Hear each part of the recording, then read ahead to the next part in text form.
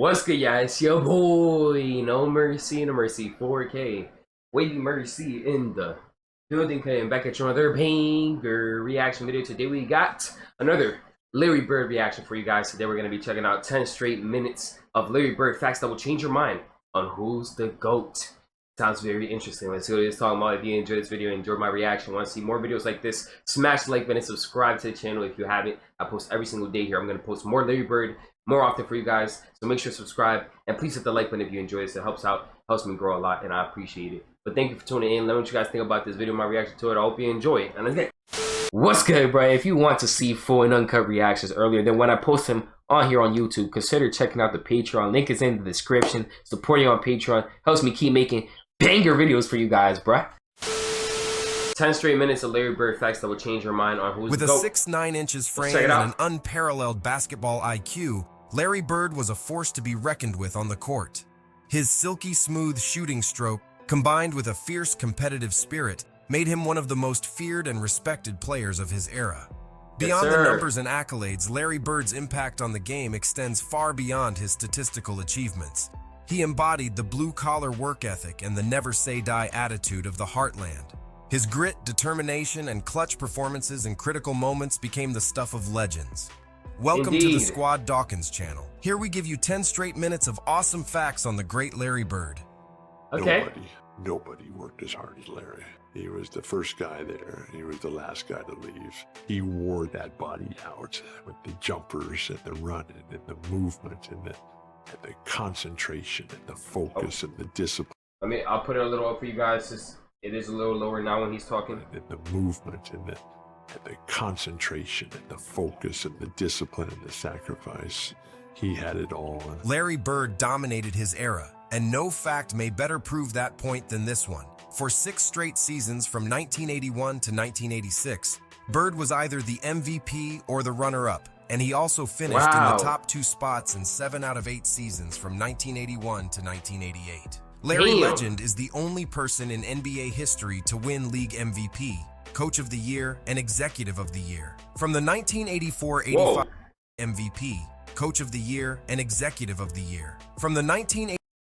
Bruh, I didn't even know that Larry Bird was an executive. I knew that he had coached apparently, but I didn't know he was Coach of the Year and ended up becoming Coach and Executive of the Year. MVP, Coach of the Year, and Executive of the Year. From the 1984-85 season through the 1987-88 season, Larry shot 51.7% from the field, 41.4% from three-point range, and 90.1% from the free throw line.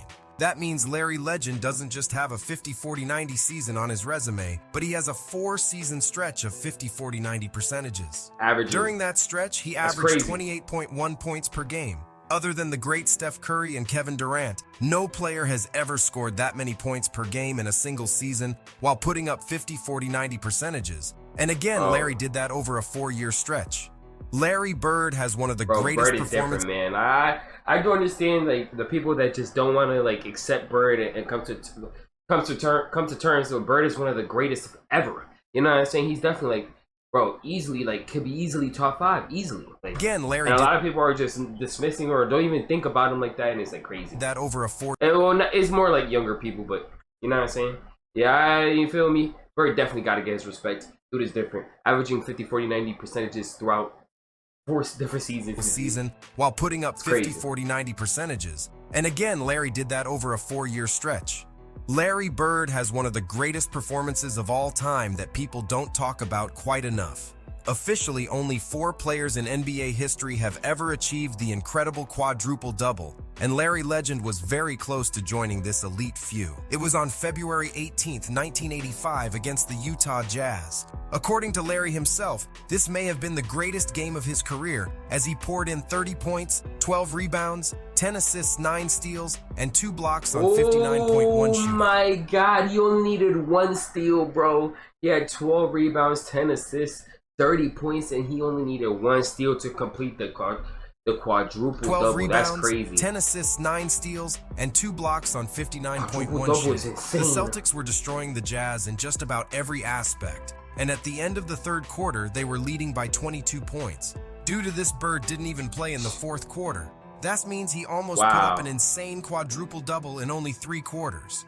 Casey Jones was the Celtics head coach, and when he realized early in the 4th quarter that he could have easily played that 4th quarter and definitely most likely got that Casey Jones was the Celtics head coach, and when he realized early in the 4th quarter that Larry was only one still shy of the historic quadruple-double, he asked him if he would like to go back into the game, but Bird refused and said he already did enough damage.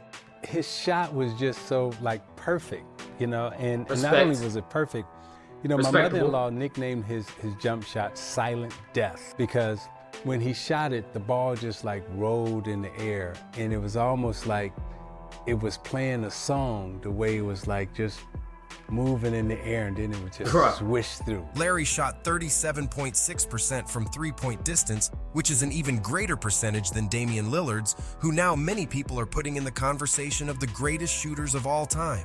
Larry was also much better from three-point range in the second half of his career over the first. The reason for this is because Larry's rookie season in the NBA was also the year that the NBA introduced the three-point shot, which was 1979. Makes sense.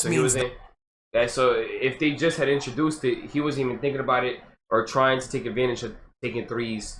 They weren't thinking about it that much. It wasn't implemented. NBA introduced the three-point shot, which was 1979. This means that Bird wasn't practicing the three ball throughout his years in high school and college. Instead, he literally developed his three-point shot during his years in the NBA, and he hadn't mastered it until the mid-'80s, which drastically affected his career percentages. On top of that, Bird was an even better shooter when it mattered the most, as he shot 42.2% from three. That's why this is why I fuck with Bird so much, because, bruh, he was clutch. You could see it, man. Whenever he needed it, it don't matter who you put on him. He was gonna do the right. He was gonna get that bucket. Shooter when it mattered the most, as he shot 42.2% from three-point range over his career in the NBA Finals. That finals percentage is greater than the finals efficiency of both Steph Curry and Klay Thompson.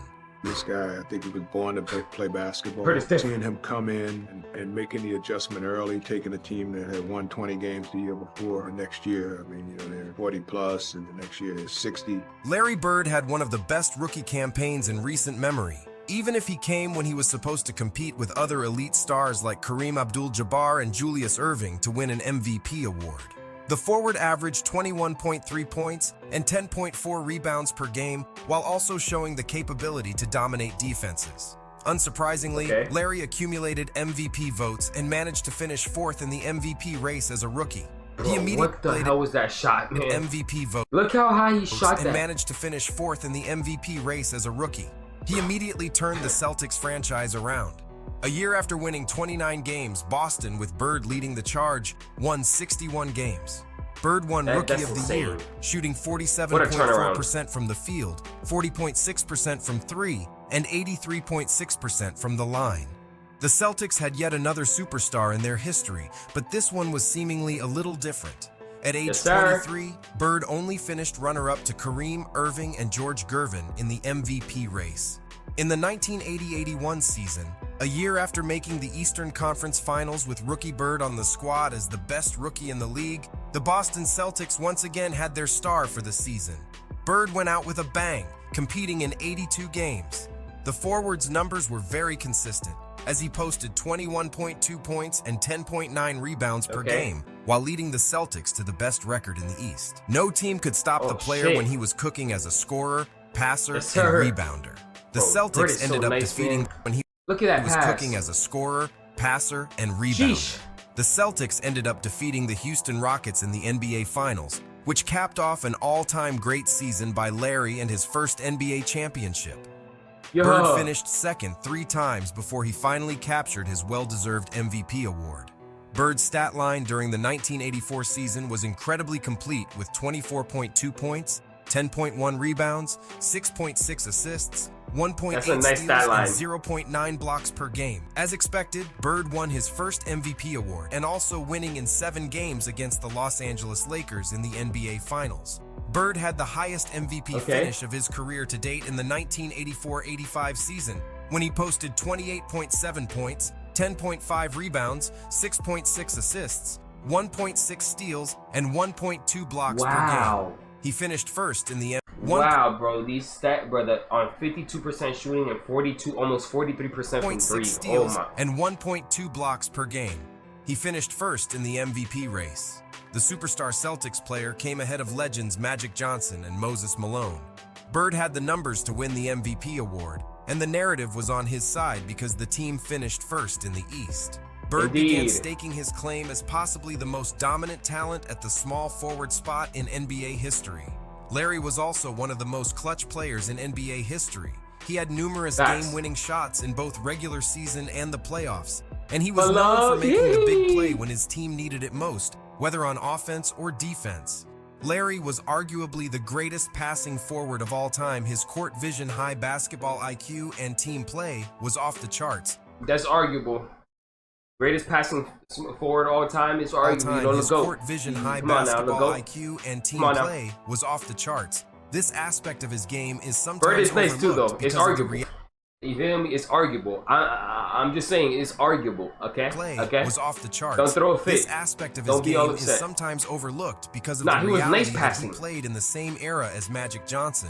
But as far as 6'9" small forwards go, Larry was as close to Magic's passing skills. Larry averaged a whopping 10 rebounds per game over the course of his career. He wasn't just a solid rebounder, he was one of the all-time greats at it. Among primary small forwards, Larry has the third greatest rebound per game average in NBA history. These are one of those stats that testify to the hustle and heart that he played with each and every night of his career. Bird was also an underrated defender. Like literally getting, that's why you see a bunch of smaller guys that can get a bunch of rebounds in the NBA today. Because a lot of rebounding is just hustle. It's literally just want to and hustle. Same goes for defense.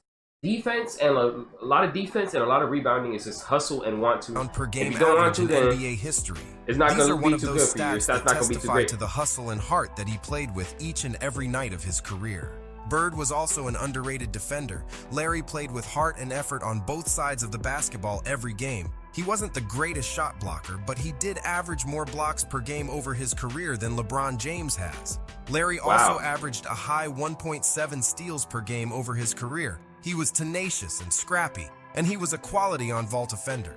He also made 3 all-defense teams in his career. In 1985, Bird was at home with his mother and was wanting to help her build her new driveway.